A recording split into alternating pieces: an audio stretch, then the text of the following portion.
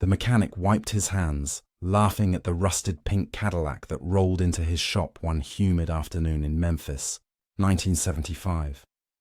He didn't know the man behind the wheel was Elvis Presley, returning not for glory, but to test a stranger's kindness. What happened in that quiet garage became one of the most legendary acts of grace in music history.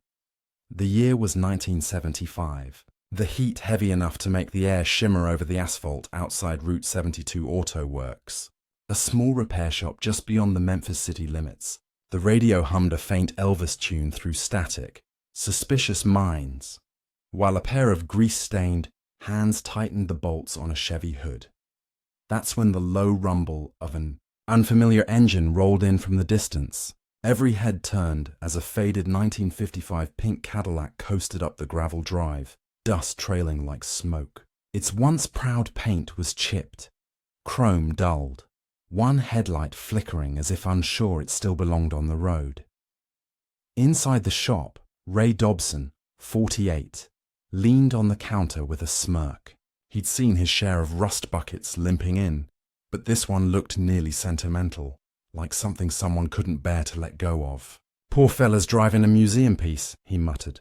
The door creaked open. A man stepped out, tall, wearing a worn leather jacket and aviators that caught the sunlight. He spoke softly, his voice slow and melodic.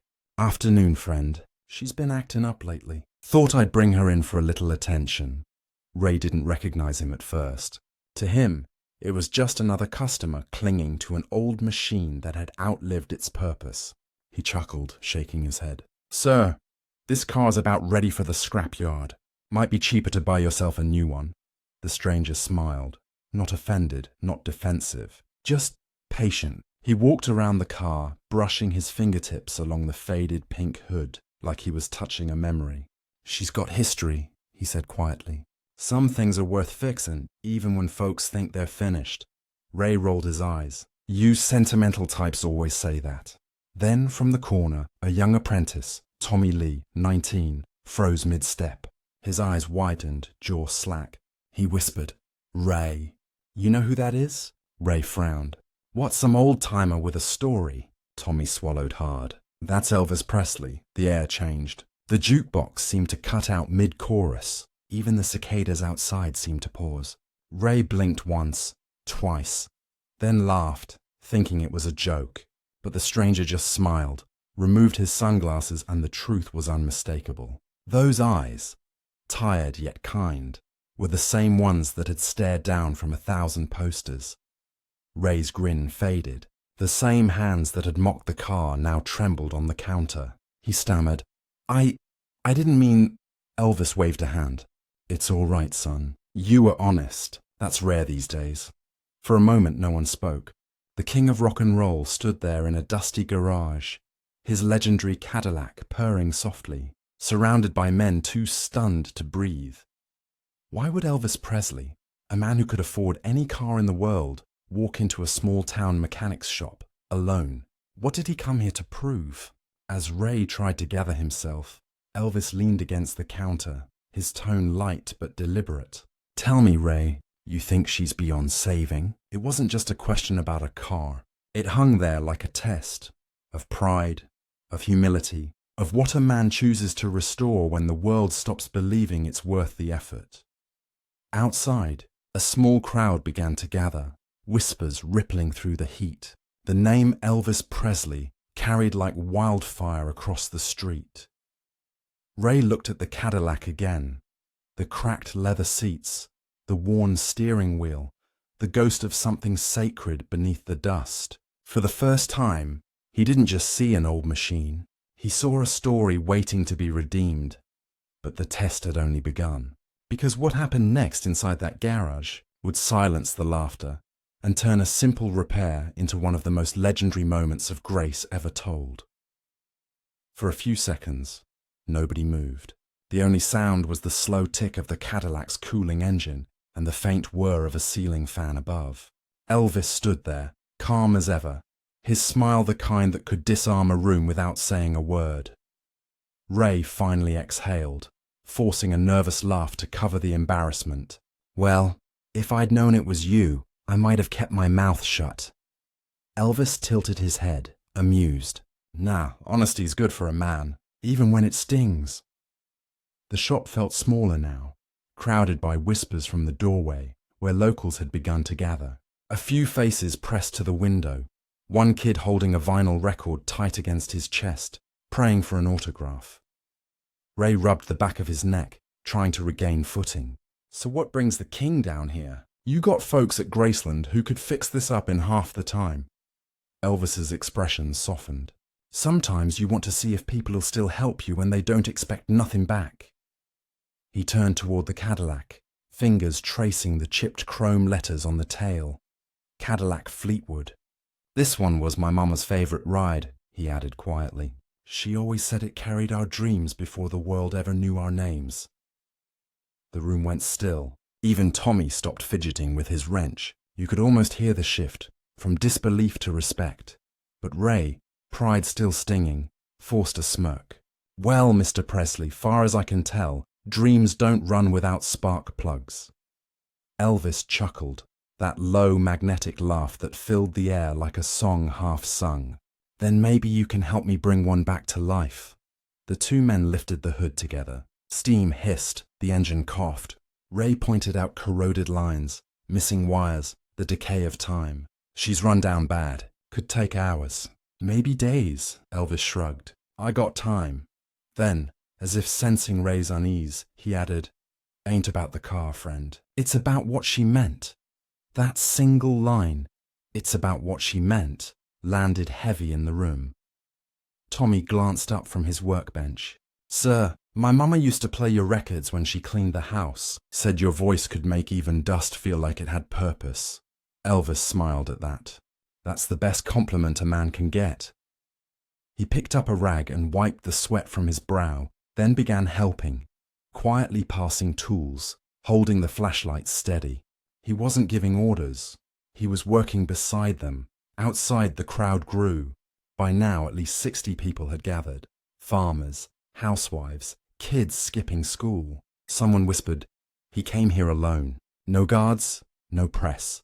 Another replied, He's fixing it himself. Ray felt something strange rising inside. Guilt mixed with admiration. He'd mocked a man he didn't know, and now that same man was kneeling beside him, kind and unbothered. Still, part of Ray resisted. Why would a global icon waste an afternoon in a backroad shop, covered in grease? Was it humility or loneliness? But Elvis wasn't just fixing an engine that day. He was testing something deeper, the soul of decency itself. Hours passed. The sun shifted across the dusty windows, the radio looping through old gospel tunes. Then the sound broke, the sharp clatter of a wrench hitting the floor. Elvis laughed. Happens to the best of us. Ray looked up, wiping his brow. You ever think about how folks only see the shine, not the rust underneath? Elvis paused. Every day, Ray, every day. That silence stretched long enough for both men to understand they weren't talking about cars anymore. Just as Ray leaned in to reconnect the fuel line, the front door swung open, a gust of warm air and camera flashes. Reporters. Word had spread across town. Mr. Presley, is it true you're fixing your old Cadillac here? Elvis stood unfazed. Just giving her some love, fellas. But behind his calm, Ray saw the strain, the exhaustion of being seen when all he wanted was peace. He whispered, You want me to close up the shop? Keep 'em out? Elvis shook his head. Let 'em watch. Maybe they'll see what kindness looks like. That single sentence turned the room electric. Ray realized this wasn't about fame or repair. It was about how a man chooses to act when no one owes him respect, and how kindness, even when undeserved, carries farther than pride ever could. As the flashes dimmed and the sun dipped below the shop's tin roof, Elvis placed a gentle hand on the Cadillac's hood and whispered, She's still got a song in her. And in that instant, every person watching felt it. The car, the man, the lesson. But the day wasn't over yet, because the next thing Elvis pulled from his jacket would turn quiet awe into stunned silence, and make this humble garage a place remembered for generations. The afternoon light dimmed to gold. The smell of gasoline mixing with heat and quiet tension. Cameras still hovered outside, but inside that garage, it was just two men and one stubborn machine. Elvis reached slowly into his leather jacket. For a moment, Ray braced himself, expecting money, a bribe, some grand gesture to smooth over the awkwardness of earlier. But when Elvis's hand emerged, he was holding a small velvet pouch. He loosened the drawstring, revealing a single old spark plug, tarnished with age. Its metal glinted faintly beneath the fluorescent light. "This," Elvis said softly, "came out of my first Cadillac. Mama kept it in a drawer after we sold the car. Said it carried luck." The air in the room shifted again, not loud, but wholly quiet. Elvis placed it on the workbench like a relic. Sometimes what's old just needs someone to believe in it again. Ray swallowed hard, unsure what to say. A moment ago, he'd been mocking this man's past. Now that same past was sitting inches from his hands. Tommy whispered, "Mr. Presley, why keep it all this time?" Elvis smiled. "Because every time I thought I'd lost my way, I'd remember how it started. Me and Mama riding that old car with the windows down, dreaming about singing for the world." A silence heavier than noise filled the shop. Ray looked at Elvis differently now. Less like a legend, more like a son still reaching for his mother's voice. But pride dies slow. He crossed his arms. "That's a fine story, Mr. Presley, but stories don't turn engines. We'll see if belief can do better than parts." Elvis didn't flinch. He just smiled gently, the kind of patience that disarms anger. "Then let's find out." They got to work. Ray adjusted the carburetor. Elvis cleaned contacts with practiced hands. Tommy fetched wrenches as the sun dipped lower. Sweat darkened their shirts. The clock on the wall ticked past 6. Outside, the crowd had doubled. Nearly 100 people now. Someone had brought a cooler of soda. A child waved a small Graceland postcard. Word traveled fast in Memphis. Inside, the smell of burnt oil thickened. The Cadillac refused to start. The sound of the starter grinding echoed like stubborn pride. Ray cursed under his breath.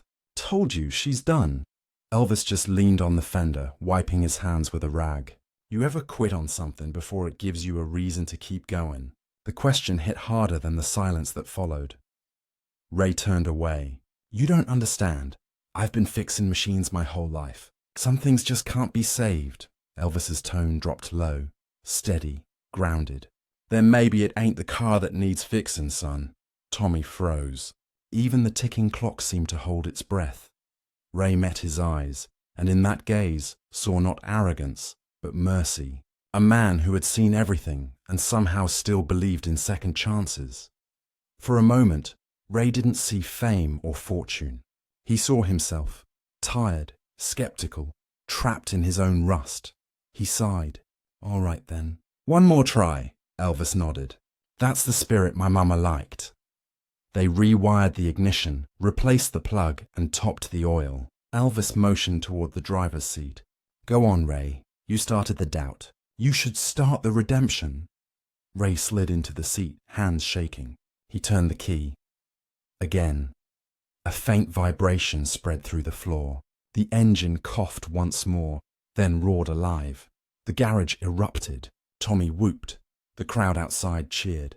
Flashes burst through the windows. But all Ray could do was stare through the windshield, blinking away disbelief. Elvis laughed. That warm, boyish laugh that filled every record he ever made. "Told you, she still had a song left in her." Ray climbed out slowly, face shining with grease and humility. He looked at Elvis, voice barely above a whisper. "I don't deserve that kind of faith." Elvis put a hand on his shoulder. "None of us do, brother. That's what makes it worth giving." But this moment of triumph was only half the story, because what Elvis did next, when no one expected it, would turn that garage into a legend carved straight into Memphis history. The sound that filled the air wasn't just mechanical, it was emotional. The 1955 pink Cadillac came back to life with a growl that rolled through the shop and spilled into the street. The crowd outside fell silent, then erupted in applause. Elvis leaned against the hood, grinning like a proud father. For a brief second, time folded. The man who had conquered Las Vegas and the man who once sang for a diner meal were one and the same again. Ray Dobson stood speechless, grease on his hands, disbelief in his eyes. He'd mocked that car. Now it sang back to him like forgiveness on four wheels. "Would you listen to that?" he whispered. "She's purring." Elvis chuckled softly. "I told you, Ray, some things just need a little faith." As the rumble steadied, people pressed closer to the windows. A young girl, no older than 10, clutched her mother's hand and whispered, "Mama, is that Elvis?" Her mother nodded, eyes glistening. "Yes, baby, that's him."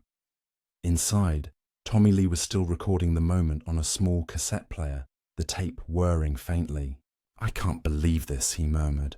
"History in a garage." Elvis turned to Ray, his face serious now. "You see, friend, it ain't just a car. It's what it stands for. Every mile this thing drove. It carried my family, my music, and every mistake I ever made." Ray nodded, still lost between guilt and wonder. "You've got all the money in the world. Why bring it here?" Elvis's answer was simple. Because fame can't fix what pride breaks. For the first time, Ray saw the man behind the myth, tired but gracious, humble yet unshakable. He realized this wasn't about an engine. It was about forgiveness. Then, something unexpected happened. Elvis walked to the driver's side, keys dangling in hand, and called out over the noise. Ray turned. "Yeah?" Elvis tossed him the keys. They landed in Ray's palm with a soft metallic clink. Ray blinked, stunned. "What are you—" "Keep her," Elvis said. "You believed in her when you didn't even know why. She's yours now." The garage went quiet again. That kind of silence that carries awe, not emptiness. Ray stammered, "Mr. Presley, I can't take your car." "That's a piece of history," Elvis smiled. "Then take care of history, Ray. It wasn't charity. It was trust, a symbolic passing of belief from one man to another." Tommy whispered, "He just gave him the Cadillac." The crowd outside gasped as word spread. You could feel the disbelief ripple through the street. The king had just given away his crown on wheels. Reporters outside began shouting questions through the open door. "Mr. Presley, why would you do that?" Elvis turned, calm as ever. "Because stories mean nothing if they stay parked in the past." He walked to the corner of the garage, grabbed a pen and a scrap of brown invoice paper, and wrote a short note. He folded it once, twice, and slid it onto the dashboard. "Don't open it yet," he said. "Some things read better after the dust settles." Then, with that same gentle half-smile, Elvis patted the hood one last time and stepped toward the exit. The flashbulbs exploded like fireworks. Tommy turned to Ray. "Do you realize what just happened?" Ray couldn't answer. He was still staring at the keys, trembling in his hand. He'd spent a lifetime judging worth by rust and shine, and in a single moment, Elvis had rewritten all of it. Outside, the crowd parted to make way as Elvis walked to his waiting limousine. Before getting in, he turned back and called out, "Ray, don't ever stop believing in what can be fixed." The words carried over the sound of the crowd like a prayer. Ray didn't respond. He couldn't. He just stood there, watching the pink Cadillac hum like a living memory. No one knew it yet, but the story wasn't finished. Because the next morning, when Ray returned to that garage alone, he'd find something on the passenger seat that would turn this act of kindness into a legend that would outlive them both. Dawn broke over Memphis like a slow exhale. The rain from the night before left the asphalt dark and glistening outside Route 72 Auto Works. The garage was empty now, the crowd gone, the echo of yesterday's cheers replaced by the quiet drip of water from the roof. Ray unlocked the door, the bell above it jingling faintly. The smell of motor oil and burnt rubber still lingered, but something about the room felt different, lighter, as if a weight had lifted. He turned toward the pink Cadillac. It sat there under the dim shop light, calm and regal, like it had finally found peace. He ran his fingers across the hood. The metal was still warm from the previous day's work, though no one had touched it since. Then he saw it. On the passenger seat lay an envelope, cream-coloured, folded neatly beneath the gleam of the windshield. A gold emblem in the corner, Graceland Stationery. Ray hesitated. His hands trembled as he reached for it, half afraid the moment would vanish if he moved too fast. The handwriting on the front was simple, steady, unmistakable. To Ray. He opened it slowly. Inside was a short letter, written in blue ink. Ray, we all laugh sometimes before we understand. Keep her running and keep believing in what can still be made whole. EP. No flourish, no signature of fame, just humility on paper. Ray pressed the note to his chest.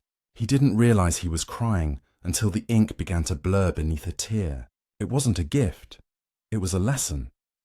Next to the letter sat a small object he hadn't noticed at first.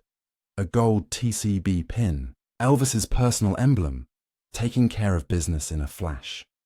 The edges caught the light like a sunrise. He whispered, Lord have mercy. Tommy entered the shop moments later, rubbing his eyes. You been here all night? Ray handed him the note. Tommy read it twice, then looked up, voice barely above a whisper. He meant it, didn't he? This wasn't about a car. Ray nodded. No, son, it was about second chances. Word spread quickly. The Memphis Commercial Appeal ran a small headline 2 days later. Elvis Presley leaves gift of grace in local garage. Tourists began showing up within weeks. They asked to see the letter, the spark plug, the car. Ray never charged them. He'd just tell the story, how the man everyone called a legend had walked in one afternoon, laughed with him, forgave him, and left behind something more valuable than gold. Ray started something new after that. Once a month he repaired one car for free, always for someone who couldn't afford it. He'd call the project the Presley Promise. How often do we misjudge worth just because it looks worn? And when was the last time we believed in something before it proved itself? Every turn of a wrench became a small act of redemption. Every car that left that shop carried a piece of Elvis's quiet mercy down another road. By summer's end, a small plaque appeared on the wall near the entrance, in memory of Elvis Presley, who taught us that faith can fix more than engines. Locals began calling Route 72 Auto Works the Grace Garage. Ray never boasted about it. He'd just smile whenever someone asked about the Cadillac. She still runs, he'd say, but the real engine was in the man who left her here. Years later, that same Cadillac would appear again, on a rainy August morning in 1977, at the front of a funeral parade that stretched for miles. But that's another chapter, because on this day, standing alone in the quiet garage with a letter pressed to his heart, Ray Dobson understood the meaning of grace, not the kind you pray for, but the kind that walks through your door in dusty boots and leaves behind a spark of something eternal. 2 years later, August 18th, 1977, Memphis woke beneath a grey sky heavy with grief. Newspapers lined every corner. Elvis Presley dead at 42. Outside Graceland, flowers covered the gates in waves. Roses, teddy bears, photographs. Fans stood shoulder to shoulder, weeping softly, radios murmuring his songs in the background. Across town, at Route 72 Auto Works, the pink Cadillac still gleamed beneath its canvas cover. Ray Dobson had not driven it since the day Elvis left. He'd cleaned it, polished it, whispered to it like it could still hear the man who'd once sat behind the wheel. But on that morning, he felt a pull stronger than memory. He uncovered the car. Dust caught the light, swirling like cigarette smoke. The gold TCB pins still glinted on the dashboard beside the folded letter, edges softened from being read too many times. Ray turned to Tommy. We're taking her out today. Tommy hesitated.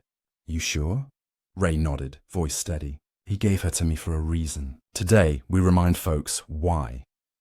When the Cadillac rolled down Union Avenue toward Beale Street, people gasped. The color, once faded, now seemed to burn with light. The car moved slow, deliberate, a moving memory cutting through a city wrapped in mourning. Crowds parted on both sides. Some clapped. Some cried. One old man tipped his hat and whispered, "God bless you, King." Behind the wheel, Ray's eyes stayed forward, but his throat tightened. The same machine that once sparked laughter was now leading a parade of love and loss. What had begun as mockery had become a monument. By the time they reached the gates of Graceland, nearly 10,000 people lined the street. The Cadillac stopped beneath the white columns. The hum of its engine faded into silence. Ray placed the keys on the hood, stepped out, and bowed his head. For a moment, no one spoke. The city itself seemed to hold its breath. A light drizzle began to fall. The raindrops tapped gently against the pink metal like a rhythm from another world. Ray reached inside his pocket and took out the letter one last time. The ink had faded slightly, but the message never did. Keep her running, and keep believing in what can still be made whole. He read it under his breath, then turned to the crowd and spoke. Not as a fan, not as a mechanic, but as a man changed. He didn't just fix cars or sing songs. He fixed people, and he did it quiet, like kindness should be. The next day, Ray donated the Cadillac to the newly founded Memphis Motor History Museum. It was placed on a raised platform under warm amber lights. A small bronze plaque read, "Restored by hands once doubtful, inspired by heart eternal." Tourists came from around the world to see it. They'd lean close to the glass, some pressing their palms to it, whispering like the car might answer back. Tommy eventually took over the shop years later, keeping the Presley promise alive. A small photo hung above his desk. Elvis and Ray side by side, smiling through the grease and dust. What do we leave behind when the music fades? Is legacy built from fame or from the quiet moments no one sees? Back in the museum, late at night, the security guard swore he could still hear it. A faint hum when the lights dimmed, as if the Cadillac remembered. Some visitors even said they felt warmth when standing near the hood, like the car itself was still alive, waiting for another chance to drive. Whether true or not, the story never died. Because every year on the anniversary of Elvis's passing, someone leaves a single spark plug on the museum steps. Wrapped in a velvet pouch, initials burned faintly into the side. EP, and every August, as the city fills with candlelight and song, the pink Cadillac catches the glow. In its reflection, you can still see both men, the king who believed, and the mechanic who finally learned what faith looks like. But there's one more truth this story has left to tell. The reason people still whisper about that day, nearly 50 years later. Long after the museum lights dim each night, the pink Cadillac still seems to breathe beneath its glass shell. The reflections of visitors shimmer across its chrome like passing ghosts, each one leaving with something unspoken. Ray Dobson is gone now. Tommy keeps a photograph of him taped to the workbench. A man in coveralls, wiping his hands, smiling like he finally understood. Next to it hangs the framed letter, yellowed with time. The blue ink still reads steady. Keep her running and keep believing. Every day, travelers from everywhere, Nashville, London, Tokyo, stop to stare at the car that once made a mechanic laugh. Parents lift their kids to see over the railing. Some whisper, "That's the one."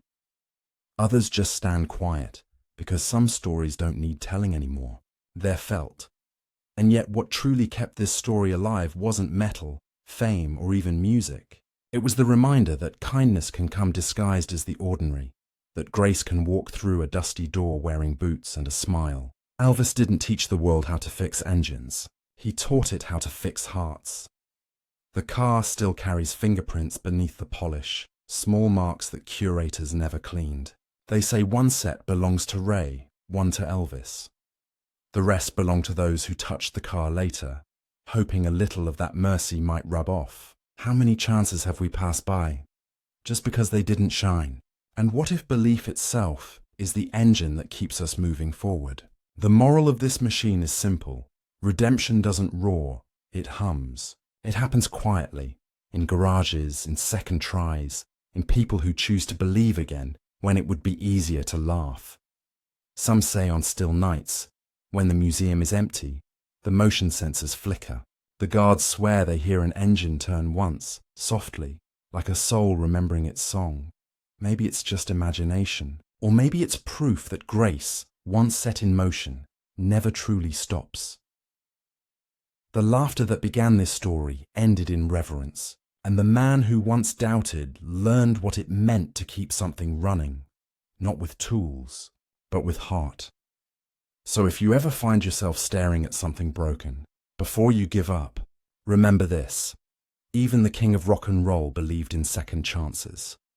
Because somewhere in Memphis, beneath museum glass and memory, an old pink Cadillac still hums, reminding anyone who listens that faith, like an engine, was built to start again. If this story moved you, share it forward. Someone out there might need its reminder tonight. Because legends aren't built from fame, they're built from the moments we choose kindness over pride. Watch the next story of grace and legacy unfold.